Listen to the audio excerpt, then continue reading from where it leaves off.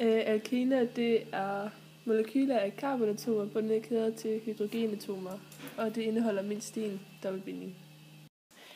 En alken navngives efter mange C-atomer, der er i den, og du kan se herover, hvad de forskellige hedder, når der er et forskelligt antal C-atomer.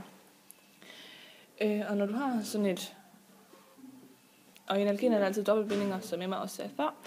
Og når du så har sådan et atom, eller molekyle, med dobbeltbindinger i, så har man først og finder den længste linje, som så i det her tilfælde egentlig kunne være 2, fordi det er ret ligegyldigt. Og da den så er på 7, så vil den komme til at hedde en heptan, fordi at når det er en alken, så vil den også ende på en i stedet for en heptan.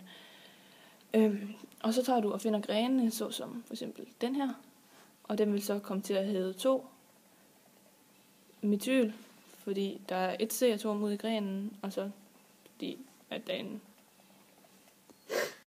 Og yl er så fordi det er en del af en gren, og 2 det er så der, hvor den er på den længste linje. Og det samme er så med etyl, fordi det er en gren, hvor der er 2 C'er i. Og den ligger så på 5.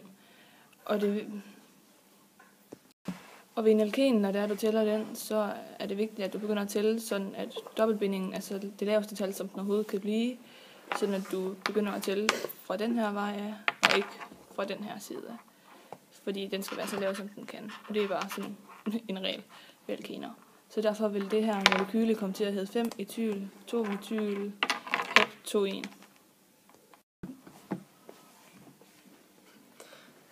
Isomer, det er, når samme formel er kædet forskelligt sammen, og der skal være mere end 3 C'er. For eksempel så er der C6, som kan laves på 5 forskellige måder. EZ-systemet. Den fungerer kun, når det er en alken, altså når der er dobbeltbinding imellem. Og det vil blive prioriteret efter atomnummeret, altså den med det højeste atomnummer er den, som er vigtigst. Og der er E, det står for entgegen, som altså er modsat, som vil være det samme som den her, når den lave er over for en høj, eller den høje er over for en lav.